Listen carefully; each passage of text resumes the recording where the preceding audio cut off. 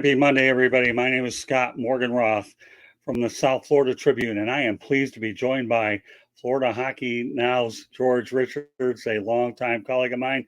And George, thank you very much. And I'm looking forward to doing some Panther talk tonight. Sounds good, Scott. How you doing tonight?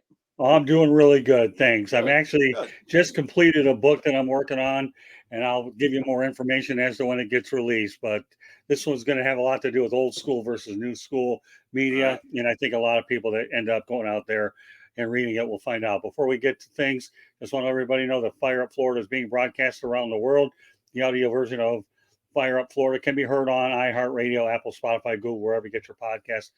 Please hit the red subscribe button on YouTube, South Florida Tribune. We're striving for 1,000 subscribers. Please also comment, like, and share the broadcast. Want to be a guest? Feel free to participate in the chat room or send your ideas to southfloridatribune@gmail.com. You want to advertise cost efficiently? Call me, 954-304-4941. Once again, we broadcast live on Facebook, LinkedIn, Twitter, and YouTube. My Twitter information is at Tribune South, and our website, www.southfloridatribune.com. All right, George, once again, a long time coming, but I'm glad we're doing this now here in August, because now that I know everybody's had an opportunity to settle in a little bit, people will be talking hockey pretty soon. Yeah, I mean, we're in the middle of August. It's the dead period, but Right. 5 weeks, 6 weeks, training camp will get going. We'll have rookie camp coming up in Coral Springs, and then training camp. And before you know it, we'll have our preseason doubleheader, Panthers in Nashville from the arena in Sunrise. So, yeah, I mean, it's summertime. It does, it's as hot as it can be out there, but we'll get her going. It's pretty soon enough. All right, so George, you've been covering the Panthers, okay, for 20 years, but I want to ask you, tell me a little bit about Florida Hockey Now. Well, floridahockeynow.com is a site that I got going in 2020 during the pandemic. I was laid off by the Athletic. I was covering the Panthers for 3 seasons with the Athletic, and then the pandemic came, and they shut down their South Florida operations. And so I decided, I still had all these Panther stories to tell. Why not tell them online? So, yeah, the floridahockeynow.com. We cover the Panthers every day. We got a thing on Sashabarkov tomorrow. So even during the dead times, we're covering the Panthers. We've got a story on them every single day. So check it out, floridahockeynow.com. Well, you know what? I am worldwide, but I'm Detroiter by heart. So we actually have a guy chiming in from Detroit, from Kneecap Fighting with Detroit Lions, says good evening to us. So look at that. What can I tell you? He's chiming in there. Obviously respects the Red Wings and the Panthers a little bit, but there you go. Love Detroit. Wherever we can get them. How does that sound? Okay. Hey, anytime we got some folks from Detroit coming in, that's great. Yeah. Well, also, now that we bring that up, don't you have is it a franchise up there called Detroit Hockey Now as well? Yeah. Well, I mean, Florida Hockey Now is part of the National Hockey Now. There's 20 different locations or sites. Really? And Detroit Hockey Now is one of them. So we haven't gotten to all 30, however many teams it is now, 32 teams in the National Hockey League, but we're getting there. So, yeah, Detroit's one of them. A lot of good Detroit Red Wing coverage. Who's Kevin Allen? If you remember him from USA Today. Bob Duff. Those guys are running Detroit Hockey Now, doing a heck of a job. So if you're a fan of the Red Wings or, any hockey, check it out. National Hockey Now. And, obviously we're here in Florida, but, chances are we're covering your team. We've got Philly, Colorado, San Jose, Los Angeles, Nashville, Buffalo. I'm not going to keep going, but it's a bunch of them. Or we got the time, even if you wanted to, I would say. That's right. Hey, you know what? When you're a solo show like we are tonight, George, as far as I'm concerned, you could go out there and spend as long as you want. That's what friends are for. We're good. They'll check it out. But yeah, no, a lot of good hockey coverage. And again, I mean, this is the dead period, and it's tough, especially for teams that didn't make the playoffs, right? I mean, their season's been over since April. I mean, it seemed, and I've had those. Listen, like I said, I started covering the Panthers in 2003. There have been a lot of bad years with the Panthers, a lot of long summers. Usually those years, those years haven't been lately, but I was working at the Miami Herald covering the team then. So they just say, go cover the Marlins, go cover the Dolphins, do something else. But when you're a hockey beat writer and your team's knocked out in April or after game 82, boy, that's a long off season. Hockey has a long off season. So, for places like Detroit and Buffalo, teams that, had a decent year but didn't make the playoffs, these off seasons can be very, very long. I can only imagine. All right, so George, let's talk about the job Bill Zito has done. Okay. Tell me, how would you assess the performance of Bill Zito? It's been transformative. He took over in 2020. Not long after we started Florida Hockey Now, a couple months after, because we covered the Panthers. Remember, if the pandemic, they had that bubble, that playoff bubble. Panthers get knocked out by the New York Islanders in the qualification round, right. And the Panthers fire daletallon. They move on from daletallon, so they hire Bill Zito in September of 2020. Within 2 weeks, he's already traded Mike Matheson for Patrick Hornquist. Then free agency comes. He signs Radko Gudas. He signs Carter Verhaeghe. He signs Anthony DeClaire. He drafts Anton Lundell. This is all within a month, 6 weeks of being hired. And you look at the organization since that time, there's only 3 players left on it, and 4 if you count Eetu Luostarinen, who wasn't part of that 22. He was there, but he didn't play. You've got Sergeibobrovsky, Sashabarkov, Aaron Ekblad, and Eetu Luostarinen. Those are the only players left from that 2020 team. That was not that long ago. So he has totally turned over. Spencerknight was the last player, the last first round pick by daletallon, but he's totally turned this organization upside down. He's rebuilt the roster, and he's traded his own guys now. So, and the results speak for themselves. The 2021 COVID year, they end up finishing second in the Atlantic. This year number 2, they end up winning the Atlantic. They end up winning the President's Trophy. They win their first playoff round since 1996. They lose in the second round to Tampa, which creates more changes. And then you had this year where they slip into the playoffs and then make it all the way to the Stanley Cup final. Yeah. And you look ahead, the Panthers, all their top guys are signed for at least the next couple years. So the best years of the Panthers might be ahead. Will they make it back to the Stanley Cup final? I don't know. I mean, you're a hockey guy. You know how tough it is to make it to the Stanley Cup. It just doesn't happen all the time.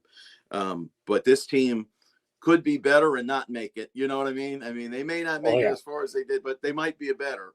We'll see. But the best years are ahead of this team. Yeah, and I'm going to go each over the point that you mentioned in more detail. So I guess the thing I've noticed about Bill Zito to me is if John Wooden was called the Wizard of Westwood, we're going to call Bill Zito the Wizard of Sunrise. Okay. Because of all the moves this guy has made. It's not like he's the most complacent individual out there. He's not.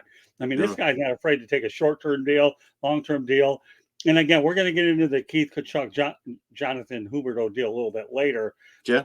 Yeah, but this guy, there's no panic in anything he's doing. He's willing to take a win now situation, a rental if he has to. And you want to talk about the bold nature of Bill Zito. I know I've watched, being from the Detroit area, Ken Holland make these kinds of moves too. But I think that Bill Zito, when I compare him and Holland was fine, but he had the resources of Mike Ilitch. Bill Zito has a much different situation where he has to get creative with the ownership that he does. And I think that's what makes him even so much better. I'm not knocking Ken Holland, but you know where I'm going from? Well, people may not know this, but Vinny Viola is a multi-billionaire. So no, I mean, the Panthers lose money. Yes, I get where you're thinking. Right. The owner of the Panthers doesn't care if they make money. That's the difference. Right. Kind of like the Ilitches. If the Detroit Tigers aren't making money, they don't care. They're still putting money into it because they've got it. And the ownership in Florida got it.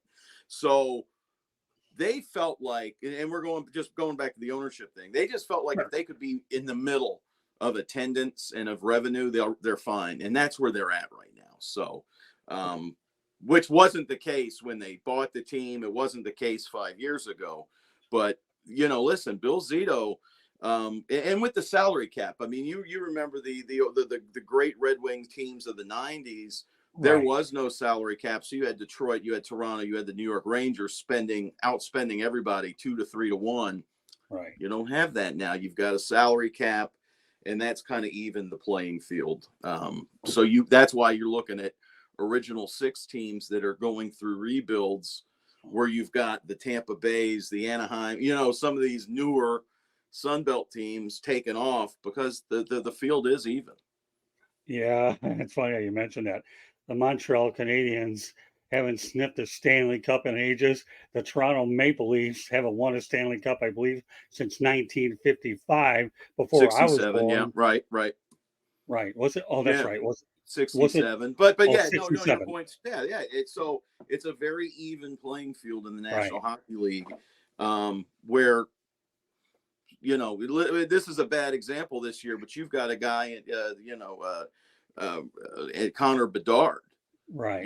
He's a transformative player. I mean, and any team could have had him. He could have gone to Columbus. He ends up in Chicago. Bad example, but he could have gone to Arizona. He could, this plays in a 5,000 seat college arena. He could have gone to, any of these other. He ends up Chicago. Okay, but they won fair and square. They got the ping pong balls, and there you are. Well, let's flip the numbers. Okay, 67, but was 55 years ago. So, if you're looking for a 4-digit lottery number, that George Richards and I are going to say 6755. If you win, neither of us want to know about it. Otherwise, we're going to be pulling our hair out. Then again, we're in heads. So what's the difference? Who cares? 6755. There's your 4-digit here in the state of Florida. There you go. All right. Let's talk about the Panthers President's Trophy. We talked a little bit about under Andrew Brunette. Tough circumstances that Brunette had to deal with. Do you think he ever had a chance to get the full-time job? And the follow-up is, are you happy that he got the Nashville gig? Yes and yes. I don't think that Andrew Brunette had the Panthers, I think, gone, played better in that second-round series against Tampa Bay. I think Andrew Brunette would have had a pretty good chance of keeping the Panther job full-time. But, and this is no knock on Andrew Brunette. He had only been behind the bench as an assistant coach for a couple years, much less being an interim head coach. And that inexperience showed. And there were some grumblings within the organization. I heard from past players who basically thought that they got out coached. They felt like the Panthers did not adjust in round 1 against the Washington Capitals and just were better than Washington, and completely got out coached against Tampa Bay in that 4-game sweep, and told Billzito that in exit interviews. And that's why he decided to make a change. Plus the fact that he was looking, if there was not a good fit for the Panthers, Andrew Brunette may have kept that job. But when he talked to Paul Maurice, he liked it. They had a great conversation. Paul Maurice, I know a lot of fans didn't like it. But when I heard that Paul Maurice was interested in the Panthers, I was like, well, he's the guy, right? I mean, he's the guy. You're going to hire Paul Maurice. He's been around 25 years of coaching. He coached the Hartford Whalers. That's how long he's been coaching, and he's still 52, 53 years old. It was just a deal where the Panthers wanted experience. They did not want to go through another playoff where you had a veteran guy behind the bench getting out coaching your young guys. So they felt like Paul Maurice has seen everything. He wasn't going to get out coached, and you saw that pay off this playoff because Paul Maurice knew what was going on. Paul Maurice pushed all the right buttons in the playoffs. So that point paid off. To your second point, yes, I'm very happy that Andrew Brunette's getting an opportunity with the Nashville Predators. Barry Trotz is the new general manager there. They know each other. Andrew Brunette played for Barry Trotz with the original. He was an original member of the Nashville Predators. And this will be a great opportunity for Andrew Brunette to put his stamp on a team that barely made the playoffs last year. There aren't a whole lot of expectations on Nashville. They're a borderline playoff team, yay, or, it could go either way. He's going to have an opportunity to really to develop himself as a coach. And let's not forget, he left the Panthers. When the Panthers hired Paul Maurice, he went to New Jersey. He got a year to coach under, the coach, Lindy Ruff, Right. Lindy Ruff.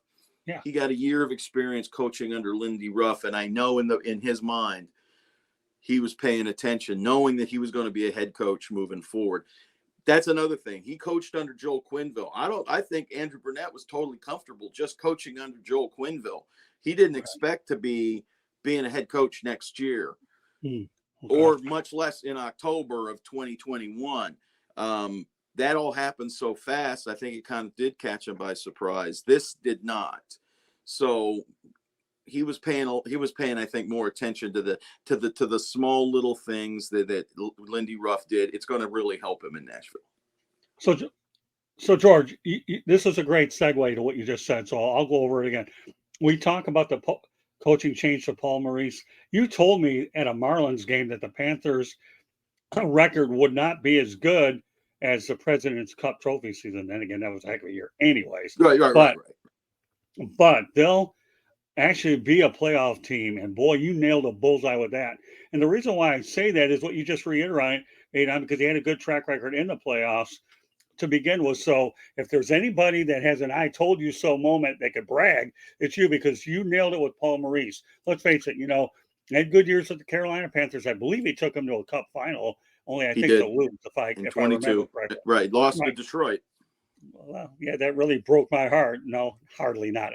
They were actually calling that the Hockey Town versus Opie series. Right. And, I got to go back to my roots a little bit here too, George. Yeah. But it was pretty good. But yeah, while they did get an experienced guy, and evidently that's what it sounds like it took for the Panthers to be able to walk right in. We're not going to talk about the fact that they got in the way they did. We're just going to talk about Paul Maurice at the moment. So go ahead. Well, the thing I told you was something that was relayed to me in a conversation I had a day or two after Paul Maurice got hired. We talked a little bit about his experience, and he talked about Andrew Brunette. He said, listen, we're not going to be as good as we were last year. You know that. I know that. It's just how it is. Nobody's going to match that 122 points. He goes, people are going to want 123 next year, and that ain't going to happen. He didn't think it was going to be as tight as it was, but he was like, let's just get to the playoffs. We'll worry about the rest when it comes. That was another concern with the Panthers. They weren't sure. The Panthers knew they needed to change their style of play to be a successful playoff team. And if they kept Andrew Brunette, and he would have changed he would have changed everything. But the first time that team loses 3-4 games in a row, there may have been panic, and you change everything. And let's just go back to what works. It doesn't matter. Let's just win some games and we'll get back on track. Paul Maurice never did that. And the Panthers knew he would. The Panthers knew he would stick to the plan because he's been there. He's done that. What are you going to do? Fire me? He doesn't care. So he was going to stick to the plan. And luckily for them, they make the playoffs because, listen, with a week before the season ends, it was no assurances that they were going to make the playoffs, but they did. And now I think that's how the Panthers are looking at things. We don't care about the Atlantic. We don't care about the Presidents. Just tell us where we're playing. That's how Tampa Bay treats hockey. Tampa Bay, just tell us where we're at. Oh, we're in Toronto for round one. We'll see you there.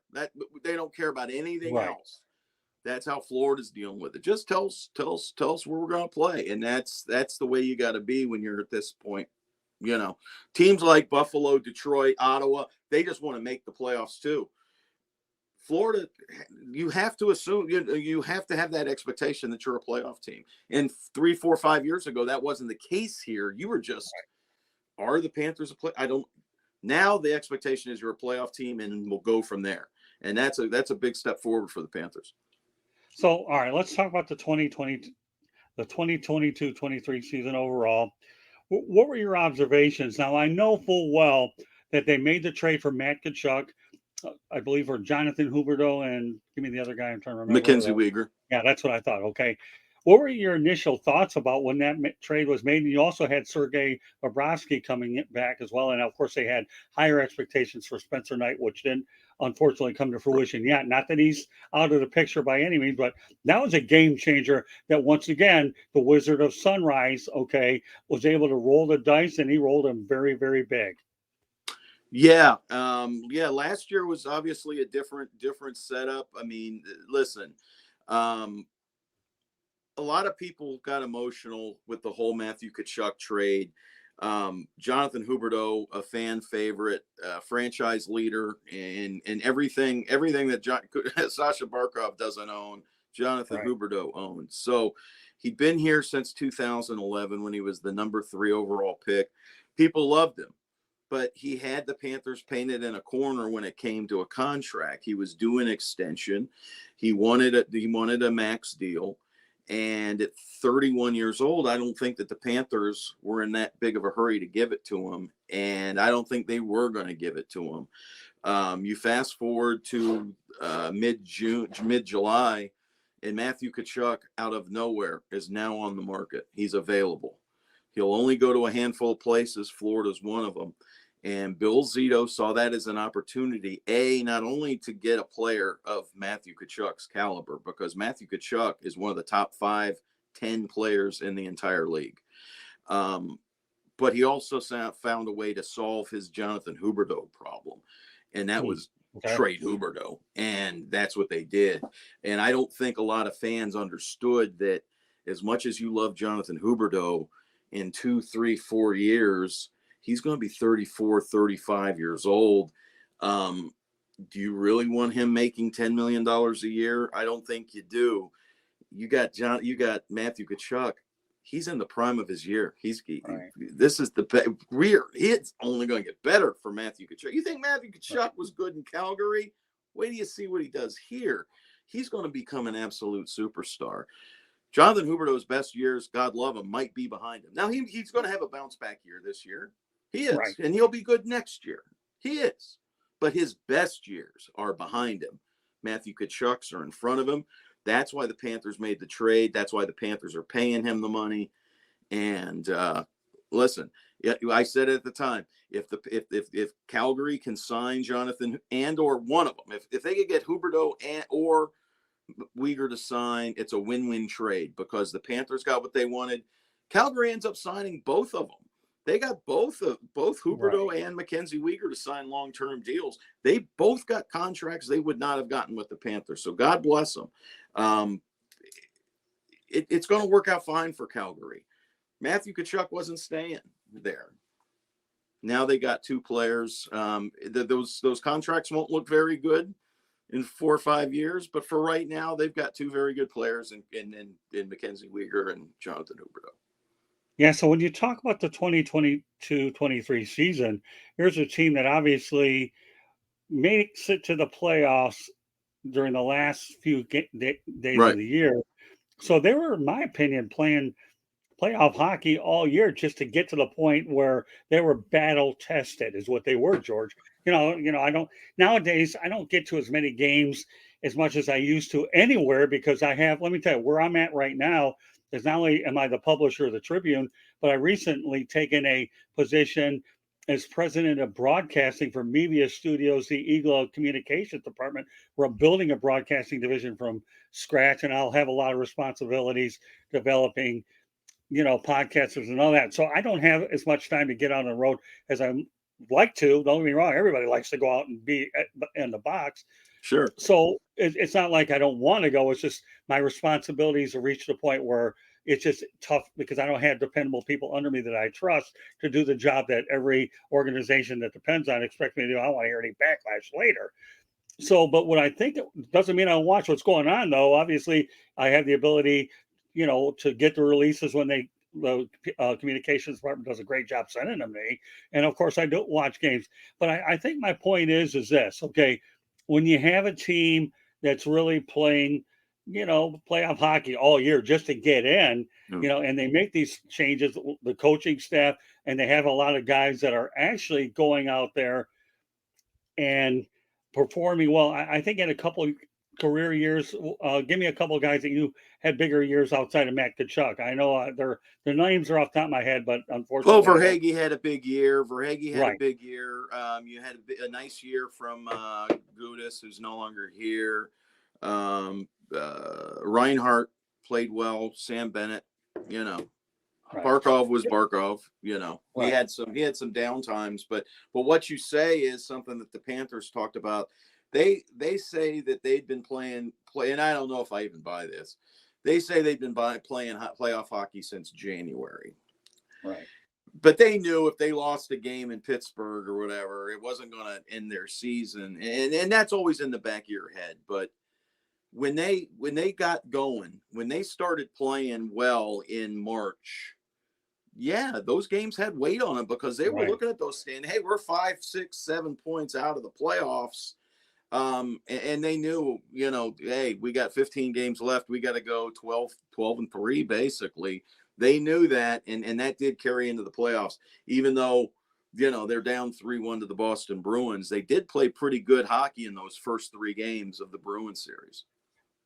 Yeah, you know what? Amazingly enough, this Matt-Kachuk trade reminds me a little bit about what we're seeing, George, this summer with Lionel Messi going to Inter Miami. Now, obviously, is it on that level? I don't know. I'm not going to even venture that it is.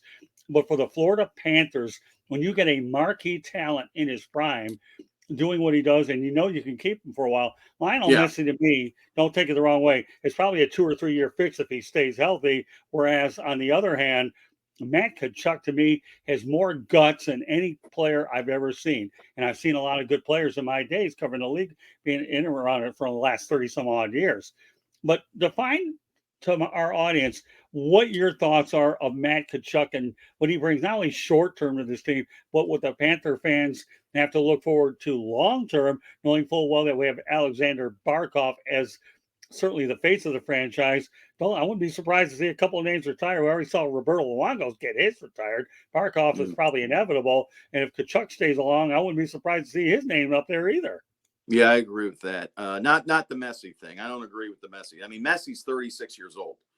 Right. Or whatever he is. He's the best player in soccer, and now he's playing AA soccer. But you know what I mean? Well, and it's showing. I mean, the level of competition that he's playing against in the MLS is not even close to what he's used to.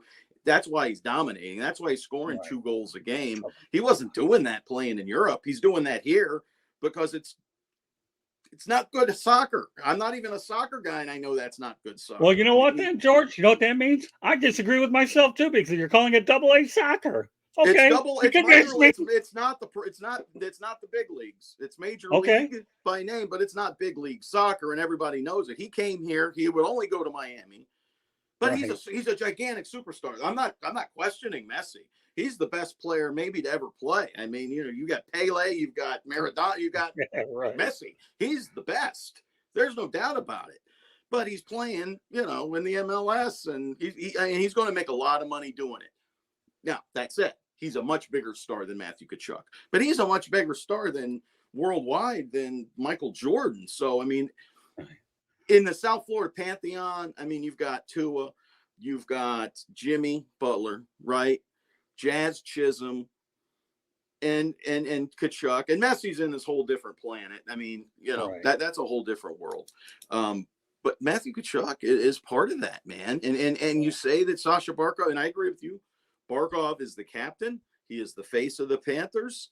But Matthew Tkachuk, after what he did in the playoffs, he was the guy that was being invited to talk to Charles Barkley. He has become kind of the face of the team because he's gregarious. He's open. He's fun-loving. Barkov's very quiet. He's not your rah. Barkov never would have scored the winning goal and pointed to the exits and say, come on, let's go to the bus. Barkov never would have done that.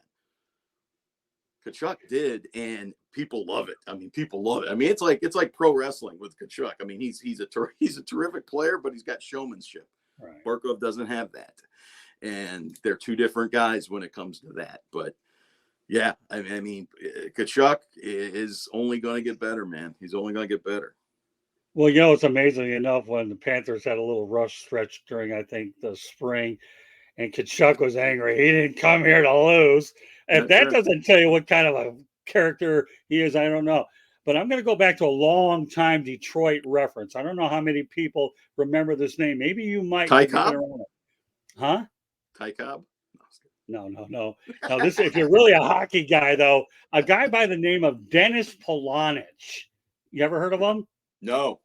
Yeah, this guy here was a young guy, or maybe Dino Ciccarelli. Does that one jog you a little bit? I know Dino. I think Dino Sure. Ciccarelli to me reminds me a lot of Matttkacuk, okay, because of the fact that they're scrappy guys and they are winners. Now, Yeah. nobody will know anything about Dennis Polonich except a guy like me. The only thing I can tell you about Dennis Polonich, George, is he led the team in penalty minutes and he got in more scraps than anybody on the planet. Okay, now why am I bringing him up?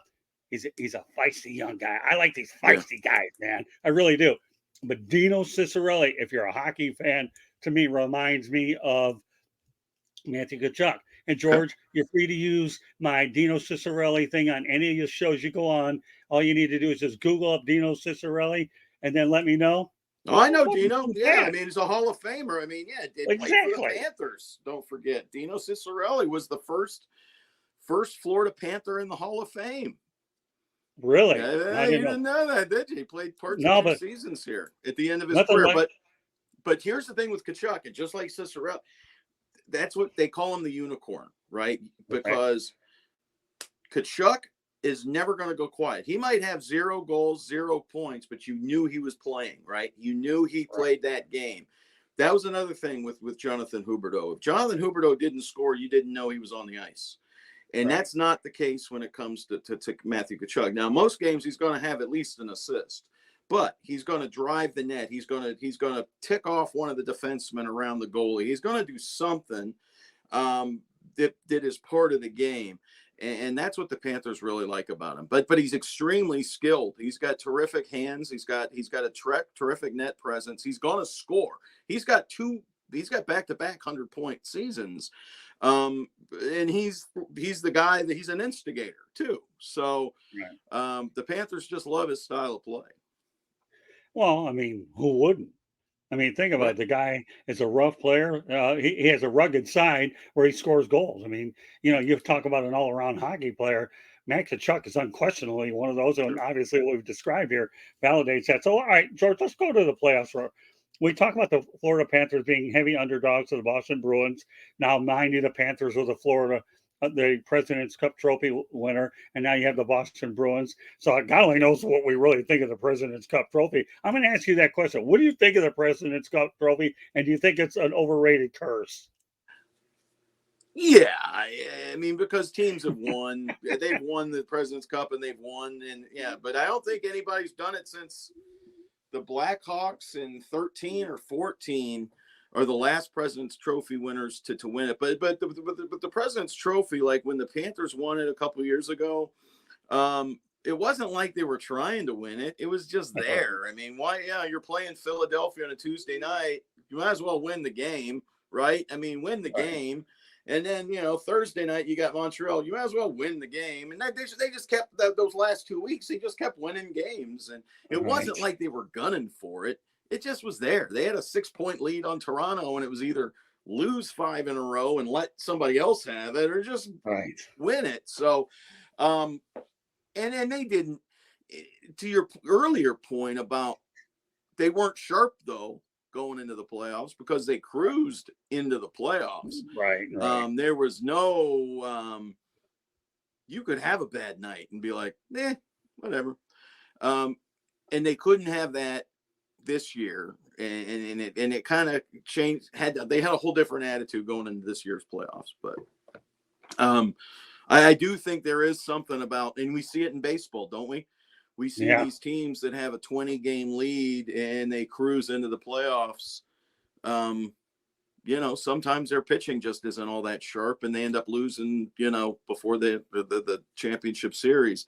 It's like that in any sport. I mean, even football, you see these 14-2 teams in the NFL, and then they got they get the bye week and they haven't really played a meaningful game in 2 months, and they don't look right. They're still the best team. They just don't look right. That's really all it is. I think it is as far as a curse goes. But we always said that you never see an 8 seed beat a number 1 seed in the basketball, but you see it all the time in hockey. Hockey play now, that's not true anymore because the Heat just beat the Milwaukee Bucks, the 8-1. Right. But you always see that in hockey. You always see the 7 seed beat a 2 seed or 6-3. You always see those upsets early. So hockey is just a different animal when it comes to the playoffs. And you just get in, baby. Just get in. It doesn't matter if you're the 8 seed, the 7 seed, and it doesn't matter if you're the 1 seed or the 2 seed. Just get in, because home ice doesn't really matter. Just get in. And that's what, the Panthers are just, it's not like the Panthers proved it. They're just another on a long list of teams that got in and did something. During that series against Boston, everybody thought Boston would steamroll the Panthers. Sure. They did. Let's face the reality. They were playing great hockey. They broke every single regular season record on the planet, which, to me, reminds me of the New England Patriots going undefeated until the Super Bowl, because that's where I feel like there's a distinct connection between the two. But now you have a Panthers team playing against a heavily favored Bruins. So I've got to ask you, George, do you feel that the Florida Panthers were playing on house money? I do, to an extent, yes, because they were down 3-1 in that series to Boston, right? And end up coming back and winning that game in overtime. Sergeibobrovsky makes a big save on Patrice Bergeron on a breakaway in the final seconds of the third. And then Aaron Ekblad almost pushes the puck, trying to clear the puck away, almost knocks it into an empty net. If that goal scores, the Panthers lose that series in 5, and we're having a completely different conversation about how this Panther season went, right? Then we're saying, well, they just barely made the playoffs. They shouldn't have been a playoff team. Look, Boston beat them in 5. They shouldn't have been there. We've got some result bias here because we saw them come back. We saw them beat 2 more teams and make it all the way to the final. Listen, I think we're going to look back on that season and say it was a terrific season, but it wasn't a terrific season in January. It wasn't a terrific season at Christmas time. People were calling for the heads of the Stahl brothers. People didn't like Maurice. But this year's team now, I think, has a little bit, they're going to get a little rope. I mean, if this team starts off bad with the injuries that they've got, I think they're going to be, given a little latitude, because now people are like, yeah, just make the playoffs. Don't worry about it. And that's something we've always said about the Heat, because the Heat have proven it year after year. Just get there, Miami Heat. We don't care, because Miami Heat has a similar season to the Panthers. The Miami Heat were frustrating this regular season, but they were the Miami Heat, so they were given a little latitude. I think that moving forward, maybe the Panthers are going to start getting some of that from the public. Well, both of us obviously have been around the hockey business a long time, so that'll lead me to my next question, and that's this. Okay, there's that adage that goes out there that a hot goalie can carry a team all the way to the title, and I'm going to tell you right now, Sergei rescued the Panthers with the Bruins, and the experience of paulmaurice enabled him to follow his experience instinct to let him ride him all the way to the Stanley Cup final. Well, it's pretty hard for both of us to disagree about a hot goaltender, because we've seen it 9 million times in this league, haven't we? Yeah, you've seen guys like Carey Price. My goodness. Well, Carey Price is a bona fide Hall of Famer, but you've seen no-name goalies that nobody's ever heard of come into the playoffs and lead and backstop a team to the conference finals. Absolutely, you can ride a hot goalie, and that's why NHL general managers shy away from giving goaltending, unless that guy's a bona fide Hall of Famer. You're not giving out the big bucks, because you can just find it's almost like rolling the dice. Who's our goal? Look at Vegas. Right. Look, the guy who won the Stanley Cup for the Vegas Golden Knights was he was their number 3 goalie.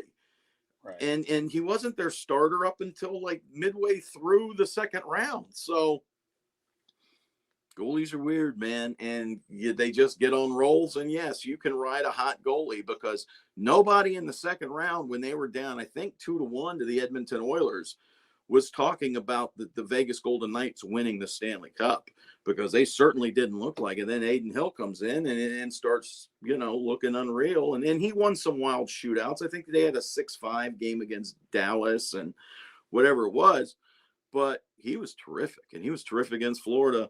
And he's not a big name player. They got him from the San Jose Sharks. I don't think many people in Vegas even knew who he was when they acquired him. So, well, amazingly enough, a guy that stands out in my mind was a guy by the name of Mike Vernon. Sure, absolutely, Mike. Yeah, he's a goaltender that really, to me, is one of the most underrated goaltenders in NHL history. Another former Panther. Yeah. Oh, that's true. Well, what is Dino Ciccarelli business and Mike Vernon? For all That's you right. Panther historians, I guarantee you, Dino Ciccarelli, Mike Vernon is definitely worth a tune in, and George are laying in, and I are laying it. So let's talk about the Stanley Cup Finals. Prior to this appearance, the Panthers had never won a game in the Stanley Cup Finals. This year, though, they win 3 rounds, so you get rid of the postseason business. All right, they won 4 rounds in the past 2 years, but now they finally won a Stanley Cup Finals game. Yeah. At least that's one gorilla that they got off their back, wasn't it, George? That's for the deepest. Yeah, going 5 in the Stanley Cup Finals, as deep as this franchise has ever gone. Yeah. Wow. And that was a good win for them. And listen, they were this close to tying game 4 in Sunrise. And if Matthew Tkachuk doesn't, fracture his sternum and can actually hold a stick, maybe Florida wins game 4 as well. I'm not saying Florida wins the series, because it was obvious that Vegas was the better team. Then the scores kind of bear that out. But listen, they could have won 2 in that, and it could have gone to 6. But wait, that's what it is. I think that this team had a very memorable postseason run. I mean, you come back against Boston, which is unbelievable, and you figure, hey, they're out of gas. They are out of gas. And then they steamroll. They go up 3-0 on Toronto, and then they sweep Carolina after having a 4-game, a 4 overtime game in game 1, and then they get a 10-day break. That didn't help them, but very interesting. It was a heck of a playoff for the Panthers. All right, George, we're going to the chat room. You ready for a little bit of fire up action? Here we go. Let's start with what's up, boys. Mitch Weinstein. Hey, Mitch. How are the bagels, George? Always good. Always good. It's Stem's birthday. Yeah, I know. I already said hello to Stem. All right, we're good. Okay. Are the Panthers going to make any more? There, I see it now. Mitch. Hi, Mitch. No, I don't. I mean, minor moves. If the Panthers make any moves now, they'll be minor. I mean, we're already in August. The team's up against the salary cap. Maybe they invite a couple veteran guys to camp on PTOs like they did last year with Eric Stahl. Maybe Eric Stahl is one of the guys they invite. They've got a little bit of wiggle room on the salary cap, but as far as the big trade happened on Sunday. That was Pittsburgh getting Erik Karlsson from the San Jose Sharks in a 3-team deal. The Panthers don't have the kind of cap space for that. So, that was never a deal that Florida was interested in. Right. So, yeah, I guess that was my next question before Mitch mentioned, what are your thoughts? Well, let's talk about your thoughts about the Panthers offseason moves this year. Okay. I think they filled some needs. And this is something that Billzito talked about. Everybody looked at the Panthers having $10 million under the cap. But because they don't know when Aaron Ekblad and Brandon Montour are going to be able to play again, they had to fill those players' shoes, at least initially. So it actually took away from what Florida could spend during the offseason, because they had to sign players that they can fit in under the cap when Aaron Ekblad and Brandon Montour come back. So I thought under those constraints, the Panthers got deeper defensively. That was one complaint I had all year last year, that the Panthers weren't very deep defensively. But that was part of the Tkachuk trade. You traded away one of your top defensemen in Mackenzie Weegar, and then you were cap strapped.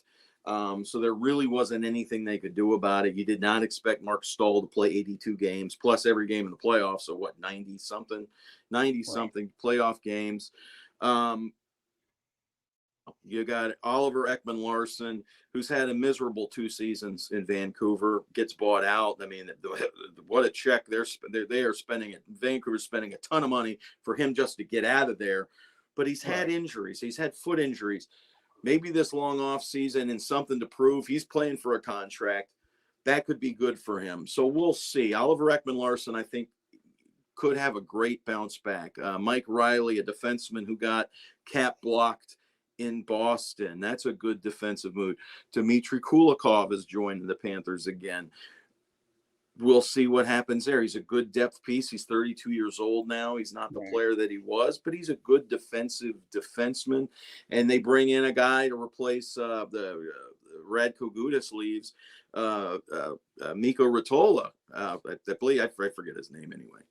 Nico Mikkola. Comes over from the New York Rangers as a free agent. They gave him, I believe, a 3-year deal. And, he's a defenseman. So the Panthers were able to shore up their defense. And they added some forward depth as well. Kevin Stenlund comes in. He's going to replace Eric Stahl as the fourth-line center. He's, 27 years old. He's got a little bit of scoring punch. Nothing like what Eric Stahl had back in the day. But if he can match Eric Stahl's offensive numbers, he's going to be able to give you more minutes on that fourth line, and they should be okay there. So let's talk about some of the guys, we'll call them subtractions. Are there any of the subtractions that you think that the Panthers might miss the most? Yeah, Radko Gudas. Yeah. Yeah, anytime you lose a guy like that, as popular as he was, not only outside, but inside that locker room, he's a big hitter. I think his defensive play was underrated.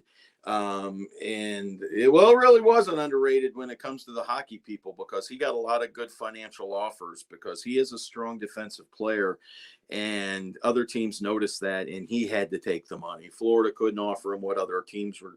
Your Detroit Red Wings were offering him a bundle. I thought he was going to Detroit for sure. He ends up going to Anaheim for $4 million a year. The Panthers probably could have offered him $2.5 million. Right. How about 2 years at 2.5, 2 years at $3 million? He couldn't do that. He's got a family to think of. This is his last big contract. He had to take it. The Panthers understand that, but they're trying to replace him with some depth. Not having Montour and Ekblad initially because of the injuries sustained for Ekblad during the season and in the playoffs. Montour during the playoffs. That'll hurt him initially, and Anthony Duclair, forgot about him, traded to the San Jose Sharks. He'll definitely be missed because he was a very popular part of that Panther locker room, and a guy that you could slide up and down the lineup. He could play fourth line, first line, mostly top 6 minutes, but if you needed some stability down low, you could always throw Duclair down there. Whatever you needed, he did. So they're definitely going to miss the versatility of Anthony Duclair. George, and the skill. I mean, he's a 30-goal guy a couple years ago. So George, describe what your observations are about the Panthers' recent draft class. Hard to judge. The Panthers don't have a whole lot of draft stock. Their first pick was in the second round. It's a player that, a lot of people had, some people had picked as being a first-round pick. He drops all the way to the end of the second round. So we'll see.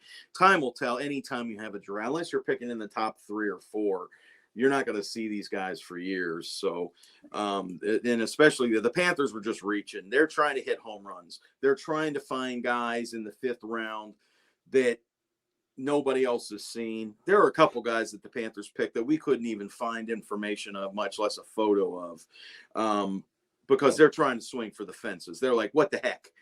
If we can get this guy in the 6th round, who our scouts think nobody knows about, and this guy could be the next Carter Verhaeghe or something out of nowhere, you got to go for it. So they don't have a whole lot of draft picks. So I think that what they've got, they're swinging at the fences. So we'll see. We'll see.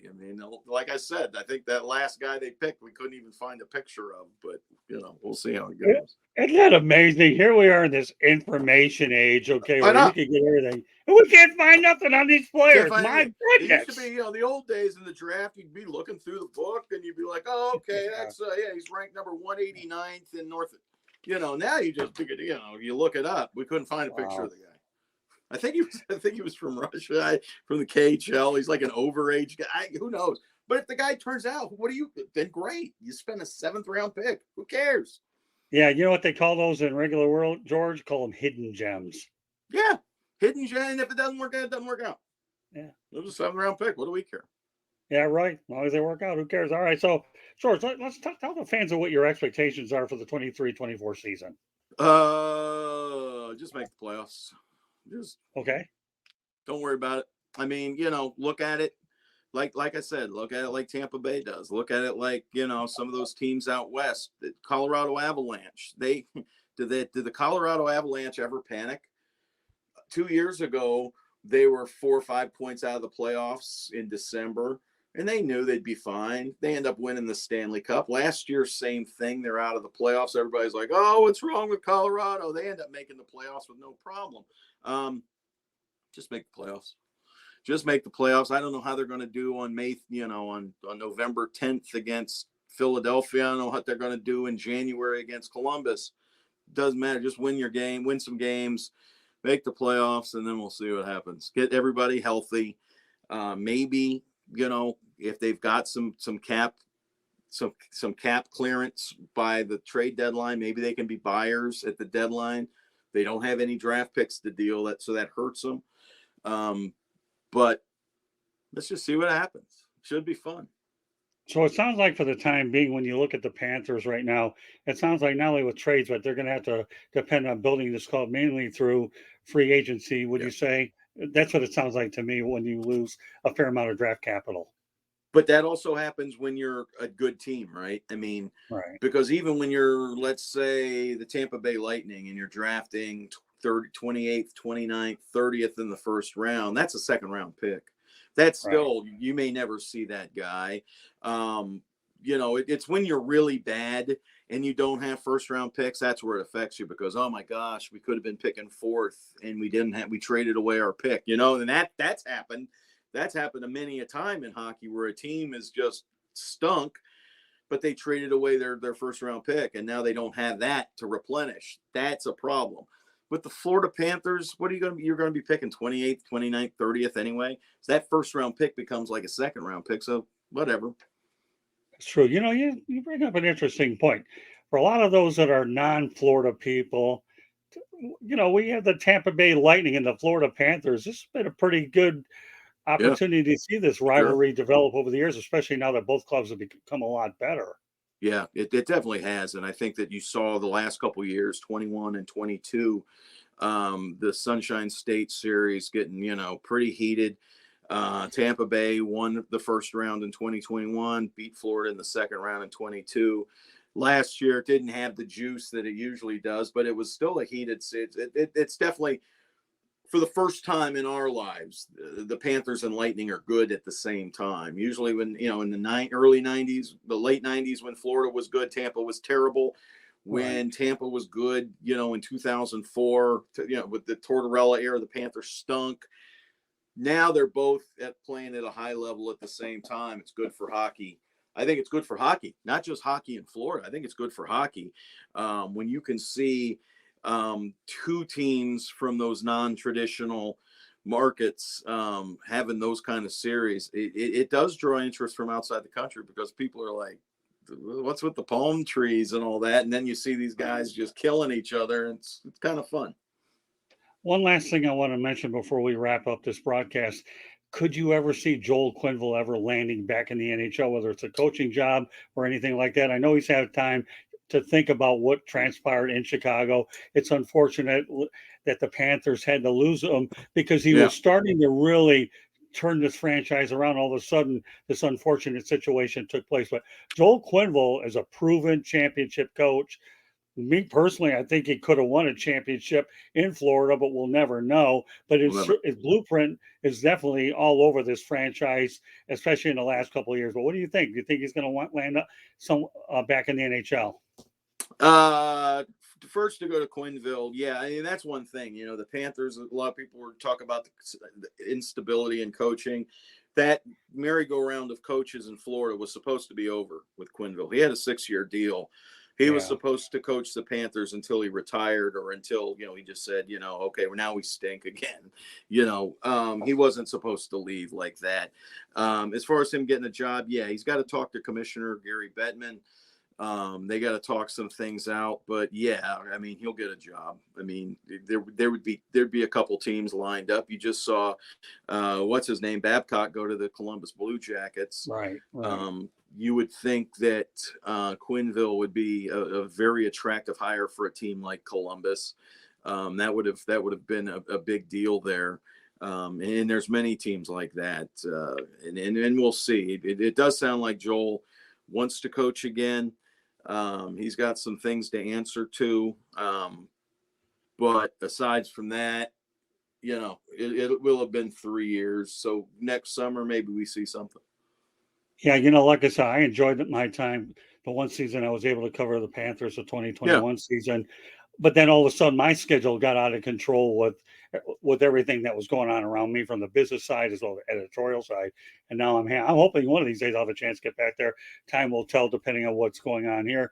But I'm really just so delighted to be able to talk about this franchise because, let's face it, this franchise has never had the opportunity to get on national television a lot. You think that with success like this, that they might eventually start seeing some national television respect? But that doesn't,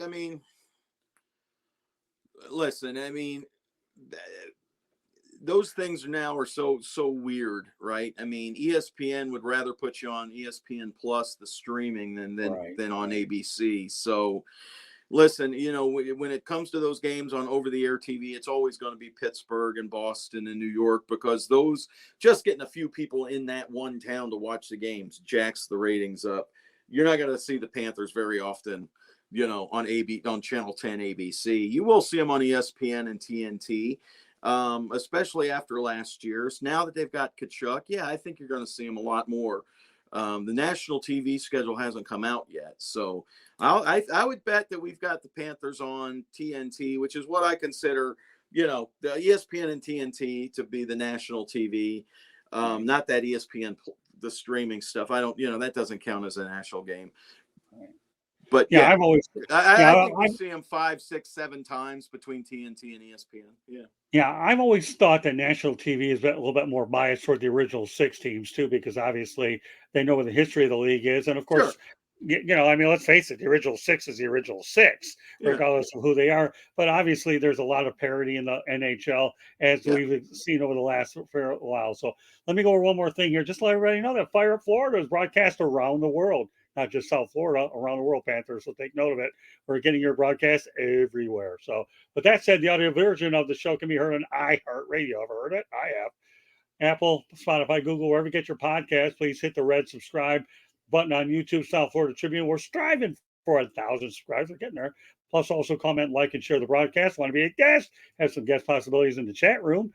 George has certainly seen some of them out there. Send topic ideas to southfloridatribune@gmail.com. If you want to advertise cost efficiently, call me at 954-304-4941, even though George already has it in his phone because he texts a lot anyways. We broadcast live on Facebook, LinkedIn, Twitter, and YouTube. Our website, www.southfloridatribune.com, Twitter @Tribune South. So with that said, George, I'm glad we had a chance to get you on. So what I want you to do is let everybody know how they can get a hold of you, and also give them the options how they can subscribe to Florida Hockey Now. Just come on over to floridahockeynow.com. Check out our stuff. Again, we cover the Panthers every single day, even during the dead months like August. Thank goodness we didn't have a very long off season this year. They have been long in the past, but this year wasn't too bad. Now, that said, I still got 6 weeks till the Gophers, the 6 more weeks of winter, so to speak. But come on over, floridahockeynow.com. If you want to subscribe, it's $3.49 a month for premium content, or $29.99 a year.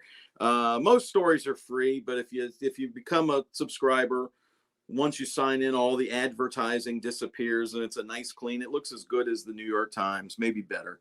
So come on over, Florida Hockey Now. Follow me on Twitter @George Richards, and that's it. Well, I can say as colleagues support each other, this broadcast is evident of that. George thank you very, very much for being on the show. I hope you get some good questions out of it. But more importantly, I think the one thing I have out of you is you're a longtime friend, and I've always been so grateful for the conversations we've had, the fun photos that we've taken, in public. And all I can tell you is you're one of the finest colleagues on the planet.